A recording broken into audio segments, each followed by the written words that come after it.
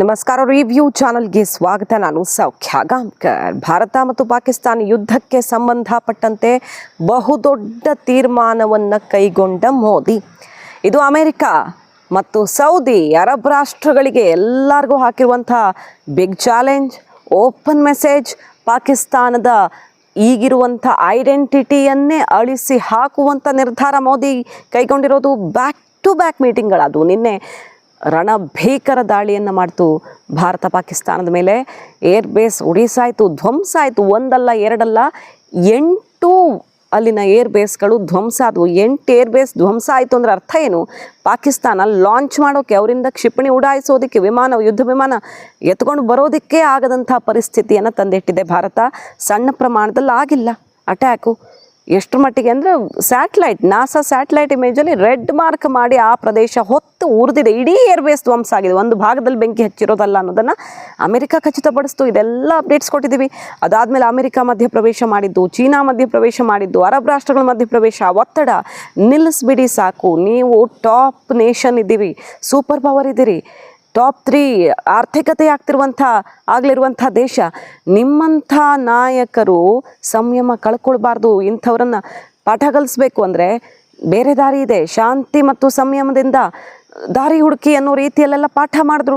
ಮತ್ತು ಒತ್ತಡದ ಮೇಲೆ ಒತ್ತಡ, ಜಾಗತಿಕವಾಗಿ ಭಾರತದ ಮೇಲೆ ದಯವಿಟ್ಟು ನಿಲ್ಲಿಸ್ಬಿಡಿ, ನೆಕ್ಸ್ಟ್ ಲೆವೆಲ್ಗೆ ಹೋಗುತ್ತೆ, ದಯವಿಟ್ಟು ನಿಲ್ಲಿಸ್ಬಿಡಿ ಅಂತ ಅಮೆರಿಕದ JD ವ್ಯಾನ್ಸಿಂದ ಹಿಡಿದು ಹಲವರು ಕಾಲ್ ಮಾಡಿದ್ರು. ಪಾಕಿಸ್ತಾನಕ್ಕೆ ಥೂ ಅಂತ ಉಗಿದು ನಿಲ್ಲಿಸ್ಬಿಡಿ ಈ ಕ್ಷಣಕ್ಕೆ ಅಂತ ಬೇರೆ ಬೇರೆ ರಾಷ್ಟ್ರಗಳು ಕೂಡ ಕಾಲ್ ಮಾಡಿದ್ದೆಲ್ಲ ನೋಡಿದ್ರಿ. ಈ ಸಲ ಭಾರತ ಯಾವ ಲೆವೆಲಿಗೆ ಎತ್ಕೊಳ್ತು ಅಂದರೆ, ನಿನ್ನೆ ನಮ್ಮ ಅಮಾಯಕರ ಮೇಲೆ ಮತ್ತೆ ದಾಳಿ ಆಯಿತು. ದೇವಸ್ಥಾನಗಳ ಮೇಲೆ, ಗುರುದ್ವಾರದ ಮೇಲೆ ದಾಳಿ ಆಗ್ತಾ ಇದ್ದ ಹಾಗೆ ಸಿಕ್ಕಾಪಟ್ಟೆ ಸಿಡ್ದೇಳ್ತು ಭಾರತ. ಅದರಲ್ಲೂ ನಮ್ಮ ಪಠಾಣ್ಕೋಟ್ ಏರ್ ಬೇಸ್ಗೆ ಅಟ್ಯಾಕ್ ಮಾಡೋಕೆ ಬಂದರು. ಡೆಲ್ಲಿಗೆ, ನಮ್ಮ ರಾಜಧಾನಿ ಹತ್ತಿರ ಡ್ರೋನ್ ಬಂದುಬಿತ್ತು. ಶ್ರೀನಗರದಲ್ಲಿ ಒಂದು ಸಣ್ಣ ಪ್ರಮಾಣದಲ್ಲಿ ಏನೋ ಸೌಂಡ್ ಕೂಡ ಬಂತು. ಏನೋ ಒಂದು ಸಣ್ಣ ದಾಳಿ ಆಗಿದ್ರು ನಮ್ಮ ಭಾರತ ಎಷ್ಟು ಕೆರಳಿರುತ್ತೆ ಅನ್ನೋದು ಗೊತ್ತಿರೋದೇ. ಸೊ ಭಾರತ ನಿರ್ಧಾರ ಮಾಡೇ ಬಿಡ್ತು, ಪಾಕಿಸ್ತಾನವನ್ನು ಇನ್ನು ಧ್ವಂಸನೇ ಮಾಡಿಬಿಡೋಣ ಅಂತ. ಅದನ್ನು ತಾಳಲಾರದ ಪಾಕಿಸ್ತಾನ ವಿಲ ಒದ್ದಾಡಿ 6 ಲಕ್ಷ ಸೈನ್ಯ, 14 ಲಕ್ಷ ಸೈನ್ಯವನ್ನು ಎದುರಿಸೋಕ್ಕಾಗತ್ತಾ, ಕಾಪಾಡಿ ಅಯ್ಯಯ್ಯೋ ಅಂತ ಬಾಯಿ ಬಡ್ಕೊಂಡಿದ್ದೆ ತಡ. ಅಮೆರಿಕ ಅಲ್ಲೇ ಚೂಟ್ಕೊಂಡು ತೊಟ್ಲು ತೂಗಿದ್ದಂಥ ಅಮೆರಿಕ, ಚೀನಾ ಎಲ್ಲ ಓಡೋಡಿ ಬಂದರು. ಅವರ ಬೆಲ್ಟ್ ಆ್ಯಂಡ್ ಪ್ರಾಜೆಕ್ಟು ಧ್ವಂಸ ಮಾಡಿಬಿಡ್ತಾರೆ, ತಮ್ಮ ಪ್ರಾಜೆಕ್ಟು ಕೂಡ ಧ್ವಂಸ ಆಗುತ್ತೆ 1000 ಕೋಟಿ ಅಂತ. ಚೀನಾಗೂ ನಡುಕ ಶುರುವಾಗಿ ಭಯಭೀತರಾಗಿ ಓಡೋಡಿ ಬಂದರು. ಒತ್ತಡ ಮೇಲೆ ಒತ್ತಡ. ಈಗ ಮೋದಿ ಬ್ಯಾಕ್ ಟು ಬ್ಯಾಕ್ ಮೀಟಿಂಗ್ಗಳ ಬೆನ್ನಲ್ಲೇ ದೊಡ್ಡ ತೀರ್ಮಾನವೊಂದನ್ನು ಕೈಗೊಂಡಿದ್ದಾರೆ. ಮೋದಿ ತಗೊಂಡಿರೋ ಅತಿ ದೊಡ್ಡ ತೀರ್ಮಾನ ಏನು ಅಂತ ಹೇಳೋಕ್ಕಿಂತ ಮುಂಚೆ ಭಾರತದ ಸ್ಟ್ಯಾಂಡನ್ನು ಕ್ಲಿಯರ್ ಆಗಿ ಹೇಳ್ತಾ ಇದ್ದೀನಿ ನೋಡಿ. ಯಾಕಂದರೆ ಅದು ಮೀಡಿಯಾಗಳಿಗೆಲ್ಲ ಕ್ಲಿಯರ್ ಆಗಿ ಇನ್ಫಾರ್ಮೇಷನ್ ಬಂದಿರೋದೇ ಹಾಗೆ. ಇದನ್ನು ಸಣ್ಣ ಪ್ರಮಾಣದಲ್ಲಿ ಕನ್ಸಿಡರ್ ಮಾಡಬಾರ್ದು. ಮತ್ತು ಇದನ್ನು ನಾವೇನೋ ಮಂಡಿಯೂರು ಬಿಟ್ವಿ, ನಾವು ಶರಣಾಗ್ಬಿಟ್ವಿ, ಆ ರೀತಿಯಲ್ಲಂತೂ ಇದು ಅಲ್ಲವೇ ಅಲ್ಲ.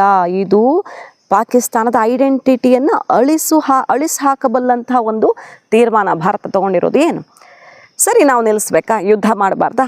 ಪಾಕಿಸ್ತಾನ ಅರ್ಧ ಧ್ವಂಸ ಆಗಿದೆ, ನಿಲ್ಲಿಸ್ಬೇಕಲ್ವಾ? ಆಯಿತು, ನಿಲ್ಲಿಸೋಣ. ಒಂದೇ ಒಂದು ಉಗ್ರರ ದಾಳಿ, ಅಟ್ಯಾಕು, ಅಥವಾ ಅಲ್ಲಿನ ಮಿಲಿಟರಿ ದುಸ್ಸಾಹಸ ಇರಬಹುದು, ಉಗ್ರರ ದಾಳಿ ಇರಬಹುದು, ಒಳನುಸುಳಿಕೆ ಇರಬಹುದು, ಅಮಾಯಕರನ್ನು, ನಾಗರಿಕರನ್ನು ಹೊಡೆಯೋದಿರಬಹುದು, ಯಾವುದೇ ಬಗೆಯ ದಾಳಿ ಪಾಕಿಸ್ತಾನದ ಗಡಿಯಿಂದ, ಒಳಗಿಂದ, ಹೊರಗಿಂದ, ಉಗ್ರರಿಂದ ಯಾವುದೇ ಬಗೆಯಿಂದ ನಮ್ಮ ಗಡಿಯಾಚೆಗೆ ಸಮಸ್ಯೆಯಾದರೆ, ಸಣ್ಣ ಒಂದು ಕೂದಲೆಳೆ ಸಮಸ್ಯೆಯಾದರೂ ಕೂಡ ಅದನ್ನು ಆ್ಯಕ್ಟ್ ಆಫ್ ವಾರ್ ಅಂತ ನಾವು ಡಿಕ್ಲೇರ್ ಮಾಡಿ ಇಡೀ ಪಾಕಿಸ್ತಾನವನ್ನು ಮುಗಿಸ್ಬೇಕಾಗತ್ತೆ.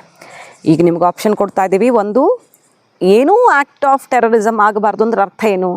ಈಗಿರೋ ಪಾಕಿಸ್ತಾನದ ಕೆಲಸವೇ ನಿಂತು ಹೋಗಬೇಕು. ಟೆರರ್ ಆ್ಯಕ್ಟಿವಿಟಿ ಒಂದು ಸಿಂಗಲ್ ಲೈನ್ ಕಂಡ್ರು ನಮಗೇನು ಮಾಡ್ತೀವಿ? ಆಗ ಇಡೀ ಪಾಕಿಸ್ತಾನವನ್ನು ಧ್ವಂಸ ಮಾಡ್ತೀವಿ. ಏನೂ ಬರಲಿಲ್ಲ ಅಂದರೆ ನಾವು ಸುಮ್ಮನೆ ಇರ್ತೀವಿ. ಒಂದು ಸಣ್ಣದು ಇವತ್ತು ರಾತ್ರಿಯಿಂದ ಶುರು, ಅದು ಈಗ ಸಂಜೆಯಿಂದ ಶುರು, ಒಂದು ಡ್ರೋನು ಅಥವಾ ನಿಮ್ಮ ದಾಳಿ ಅದೆಲ್ಲ ಬಿಟ್ಟಾಕಿ ಒಂದೇ ಒಂದು ಟೆರರ್ ಕೃತ್ಯ ಇವತ್ತು ಅಥವಾ ಈಗ ಯುದ್ಧದ ಬಿಸಿ ಇರುವಾಗ ಅಲ್ಲ, ಮುಂದೆ ಯಾವತ್ತಾದರೂ ಸರಿ ಜಮ್ಮು ಕಾಶ್ಮೀರದ ಭಾಗದಲ್ಲಿ ನಿಲ್ಲದ ಸಮಸ್ಯೆಯಾಗಿ ಕಾಡ್ತಿದೆಯಲ್ಲ, ಯಾವಾಗಲಾದರೂ ಸರಿ, ಈ ಪಾಯಿಂಟಿಂದ ಯಾವಾಗಲಾದರೂ ಸರಿ ಒಂದು ಸಣ್ಣ ದಾಳಿ ಆಯಿತು ಅಂತ ಇಟ್ಕೊಳ್ಳಿ, ಆಗೇನಾಗುತ್ತೆ? ಇಡೀ ಪಾಕಿಸ್ತಾನ ಧ್ವಂಸವಾಗುತ್ತೆ. ತೊಗೊಳ್ತೀರಾ ನೀವು ಜವಾಬ್ದಾರಿಯನ್ನು? ಅಮೆರಿಕ ತೊಗೊಳ್ಬೇಕೀಗ, ಚೀನಾ ತೊಗೊಳ್ಬೇಕೀಗ, ಸೌದಿ ತೊಗೋಬೇಕೀಗ, ಅರಬ್ ರಾಷ್ಟ್ರಗಳು ತೊಗೊಳ್ಬೇಕೀಗ. ಈ ಯುದ್ಧ ನಿಲ್ಲಬೇಕಂದ್ರೆ ಒಂದೇ ಒಂದು ಹೆಜ್ಜೆ ಕೂಡ ಉಗ್ರರು ಅಥವಾ ಪಾಕ್ ಮುಂದೆ ಇಡಬಾರ್ದು. ಅದರ ಐಡೆಂಟಿಟಿಯನ್ನೇ ಅಳಿಸಿ ಹಾಕಿದಂತೆ ಈಗ ಭಾರತದ ಈ ನಿರ್ಧಾರದಿಂದ. ಇದರ ಅರ್ಥ ಏನು? ಇನ್ನೂ ಸಿಂಪಲ್ ಆಗಿ ಹೇಳಬೇಕಂದ್ರೆ, ಪಾಕಿಸ್ತಾನ ಉಳ್ಕೊಳ್ಬೇಕಂದ್ರೆ, ಈಗ ಅರ್ಧ ಧ್ವಂಸ ಮಾಡಿದೆ ಭಾರತ, ಉಳ್ಕೊಳ್ಬೇಕಂದ್ರೆ ಟೆರರ್ ಆ್ಯಕ್ಟಿವಿಟಿ ಅನ್ನೋದು ಇತಿಹಾಸದ ಪುಟ ಸೇರಿಬಿಡ್ಬೇಕು ಪಾಕಿಸ್ತಾನದಿಂದ. ಭಾರತಕ್ಕೆ ಎಂಟ್ರಿ ಕೊಡಬಾರ್ದು. ಅವ್ರು ಬೇರೆ ಕಡೆ ಮಾಡ್ಕೋತೀರಾ, ಅದು ನಮಗೆ ಸಂಬಂಧ ಇಲ್ಲ, ನೀವು ನೋಡ್ಕೊಳ್ಳಿ. ಭಾರತದಲ್ಲಿ ನಿಮ್ಮವರು ಯಾವುದೇ ಉಗ್ರಕೃತ್ಯ ಮಾಡಬಾರ್ದು. ಮಾಡಿದರೆ ಪೂರ್ತಿ ಧ್ವಂಸ ಮಾಡಿ ಹಾಕ್ತೀವಿ. ಮಾಡದಂತೆ ಜವಾಬ್ದಾರಿಯನ್ನು ಈಗ ಯಾರು ಮಾತುಕತೆಗೆ ಬಂದಿದ್ದಾರಲ್ಲ ಮೀಡಿಯೇಟರ್ ಆಗಿ, ಅವ್ರು ನೋಡ್ಕೊಳ್ಬೇಕು. ಅದನ್ನು ವೆರಿ ಕ್ಲಿಯರಾಗಿ ಇದನ್ನು ಲೈಟಾಗಿ ತೊಗೊಳ್ಬಾರ್ದು. ಮತ್ತು ಇದನ್ನು ನೀವೇನೋ ಮಾತಾಡಿ ಮುಗಿಸ್ತಿದ್ದಾರೆ ಅಂತ ತೊಗೊಳ್ಬಾರ್ದು. ಇದನ್ನು ಲೈಟಾಗಿ ತೊಗೊಂಡ್ರೆ ನಾಳೆ ಹೊಡೆದಾಕ್ಬಿಡ್ತೀವಿ. ಸಣ್ಣ ಕೃತ್ಯ ಆದರೂ ಕೂಡ ಇಡೀ ದೇಶ ಧ್ವಂಸ ಆಗಿಬಿಡುತ್ತೆ ಅನ್ನುವ ಎಚ್ಚರಿಕೆಯನ್ನು ಕೊಟ್ಟಿದ್ದಾರೆ. ಈಗ ಡಿಎಸ್ಕಲೇಟ್ ಮಾಡಬೇಕಾ? ನಾವು ಎಸ್ಕಲೇಟೇ ಮಾಡಿಲ್ಲ. ಇನ್ಫ್ಯಾಕ್ಟ್ ಅವ್ರು ಹೊಡೆದಿದ್ದಕ್ಕೆ ನಾವು ತಿರುಗೇಟ್ ಕೊಟ್ಟಿದ್ದಷ್ಟೇ. ನಾವು ಎಸ್ಕಲೇಷನ್ ಮಾಡದೇನೇ ಪಾಕಿಸ್ತಾನ ಧ್ವಂಸ ಆಗಿದೆ. ಇನ್ನು ನಾವು ಎಸ್ಕಲೇಟ್ ಮಾಡಿದ್ರೆ ಏನಾಗಬಹುದು ಅನ್ನೋದನ್ನು ನೆನಪು ಮಾಡ್ಕೊಳ್ಬೇಕು. ಪಾಕಿಸ್ತಾನ ಯಾಕೆ ಬಂದರೂ ಕಾಲು ಕೆರ್ಕೊಂಡು ಅನ್ನೋದು ಗೊತ್ತಿಲ್ಲ. ಬಂದು ತಿಂದ್ಕೊಂಡು ಹೋದರೂ ಇಡೀ ದೇಶವನ್ನು ಸುಟ್ಟು ಕರಕಲಾಗೋ ಥರ ಮಾಡ್ಕೊಂಡ್ರು ಅವರೇ.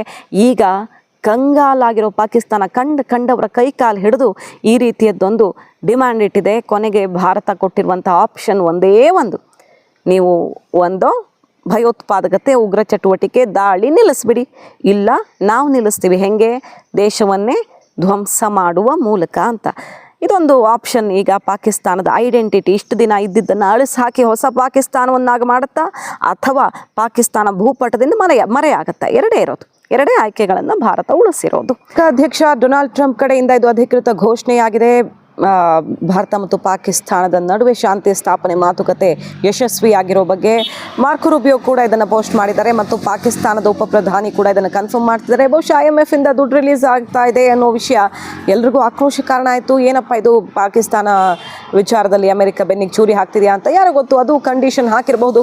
ಚೀನಾ ಪಾಕಿಸ್ತಾನದ ಮೇಲೆ ಹೋಲ್ಡನ್ನು ತಗೊಳ್ಳೋಕ್ಕಿಂತ ಮುಂಚೆ ನಾವು ದುಡ್ಡು ರಿಲೀಸ್ ಮಾಡಿಸ್ಕೊಟ್ಟು ನಮ್ಮ ಹಿಡಿತಾ ಇರಲಿ ಅನ್ನೋ ಲೆಕ್ಕಾಚಾರವೂ ಇರಬಹುದು. ಈಗ ಆಯಿತು, ನೀವು ಭಾರತ ಜೊತೆಗೆ ಡಿಎಸ್ಕಲೇಟ್ ಮಾಡಿಬಿಡಿ, ಹೇಳ್ದಂಗೆ ಕೇಳಿ, ದುಡ್ಡು ರಿಲೀಸ್ ಮಾಡ್ತೀವಿ ಅನ್ನೋ ರೀತಿಯಲ್ಲಿ ತನ್ನ ಹಿಡಿತದಲ್ಲಿ ಇಟ್ಕೊಳ್ಳೋ ಪ್ರಯತ್ನ ಕೂಡ ಮಾಡಿರ್ಬೋದು. ಹೊಸ ಆಯಾಮಗಳು ಈಗ ತೆರೆದುಕೊಳ್ತಿದ್ದಾವೆ. ಏನೇ ಇರಲಿ, ಭಾರತ ಅಲ್ಲಿ ಮಾಡಿರುವಂಥ ವಿಧ್ವಂಸಕ್ಕೆ ಹೆದರಿದ ಪಾಕಿಸ್ತಾನ ಈಗ ಕಂಡವರ ಮುಂದೆ ಕೈ ಚಾಚಿತು. ಅದರ ಪರಿಣಾಮ ಬಲಿಷ್ಠ ರಾಷ್ಟ್ರಗಳ ಮಧ್ಯಪ್ರವೇಶದಿಂದಾಗಿ ಈಗ ಭಾರತ ಕೂಡ ಓಕೆ, ಆದರೆ ವಿತ್ ಕಂಡೀಷನ್ ಸಪ್ಲೈ. ಒಂದೇ ಒಂದು ದಾಳಿ ಇಡೀ ದೇಶ ಧ್ವಂಸಕ್ಕೆ ಕಾರಣ ಆಗಬಹುದು ಅನ್ನೋ ಎಚ್ಚರಿಕೆಯನ್ನು ಕೊಟ್ಟು ಈಗ ಒಪ್ಪಿದೆ. ಅದು ಅಧಿಕೃತವಾಗಿ ಈಗ ಅಮೆರಿಕ, ಪಾಕಿಸ್ತಾನ ಎಲ್ಲ ಕಡೆಯಿಂದ ಮೆಸೇಜ್ ಬರ್ತಿದೆ. ನಂಬರ್ 1, ಹೊರಗಡೆ ನಿಲ್ಲಬಹುದು.